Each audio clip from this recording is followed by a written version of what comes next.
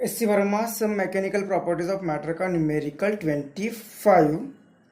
A capillary tube of radius 1 millimeter is kept vertical with the lower end in water. तो ए और B part करने, ए part में कहा है find the height of water raised in capillary.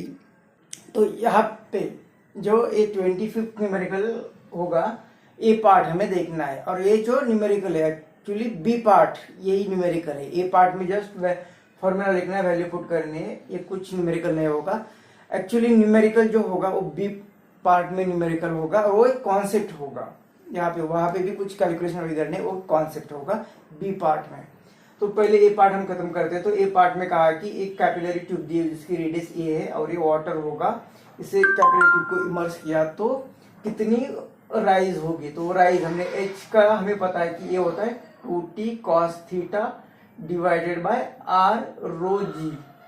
तो ये h is equal to 2, water है तो सरफेस टेंशन उसका 0.075, cos थीटा तो वाटर के लिए थीटा 0 होता है तो cos थीटा 1 आएगा, डिवाइड बाय रेडियस 1 मिलीमीटर तो 1 इंटू 10⁻³ रो डेंसिटी वाटर है तो डेंसिटी 1000 आएगी और जी की वैल्यू 10, तो h कितना आ गया, तो यहाँ पे 75 इंटू 2 150 और ये 1 2 3 डेसिमल तो ये 0.15 और ये -3 और ये +3 चले गए तो ये 10 ऊपर चला गया तो फिर 10⁻⁻1 तो एक डेसिमल और शिफ्ट होगा तो h 10⁻⁻1 मतलब ये आएगा 0.015 मीटर। सेंटीमीटर में कन्वर्ट करते हैं तो h इज इक्वल टू ये 2 डेसिमल तो 1.5 सेंटीमीटर। h की वैल्यू आ गई 1.5 सेंटीमीटर। इतनी राइज होगी लिक्विड में इस कंडीशन में। तो ये था ए पार्ट सिंपल। अब बी पार्ट में देखते हैं क्या है।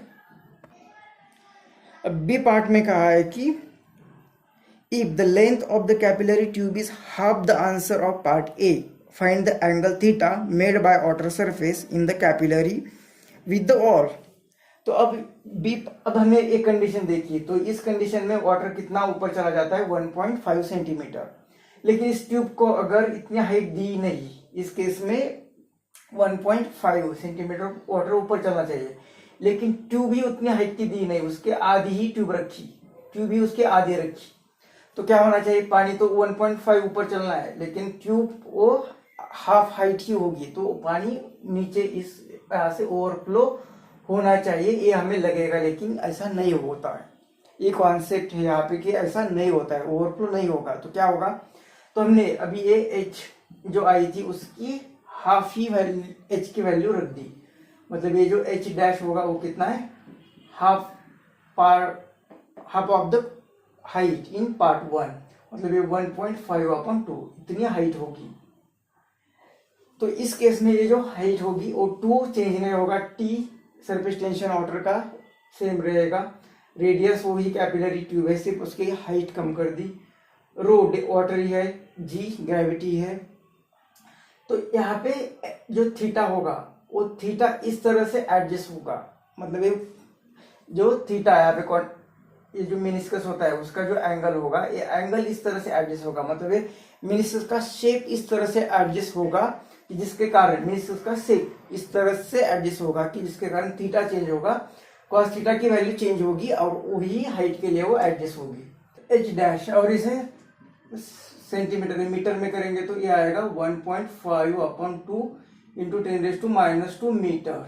तो ये वैल्यू यहाँ पे पुट करेंगे इस इक्वेशन में, तो ये h कितना है यहाँ पे 1.5/2 into 10⁻² is equal to metre में, इज इक्वल टू इस वैल्यू जो होगी वो सब हमें ये पुट करना है, यहाँ पे यही पुट करना है। सिर्फ यहाँ पे cos थीटा 1 की जगह पे cos थीटा रहेगा, मतलब 2 इंटू 0.075 इंटू यहाँ पे 1 की जगह पे सिर्फ cos थीटा डिवाइडेड बाय ये आर रो जी की वैल्यू, आर की वैल्यू लिखी थी हमने 10⁻3, रो की वैल्यू 1000 और जी की वैल्यू 10।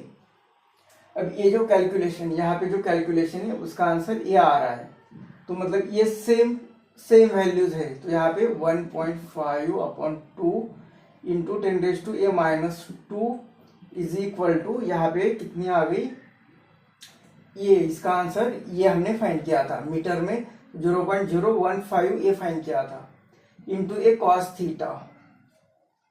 तो इसे लिखेंगे 1.5/2 इंटू 10⁻² है, तो इसे भी लिखेंगे 2 डेसिमल यहाँ पे शिफ्ट करेंगे, तो ये आएगा 0.12 मतलब 1.5 इंटू 10⁻² इंटू कॉस थीटा। तो ये 1.5 और ये कैंसिल होगा, तो यहाँ पे रहेगा 1/2 is equal to cos theta. तो कॉस के ऐसा कौन सा एंगल है जिसकी वैल्यू 1/2 है, तो थीटा इज इक्वल टू आएगा ये 60 डिग्री, या इसे कहेंगे हम pi upon theta is equal to pi upon 3।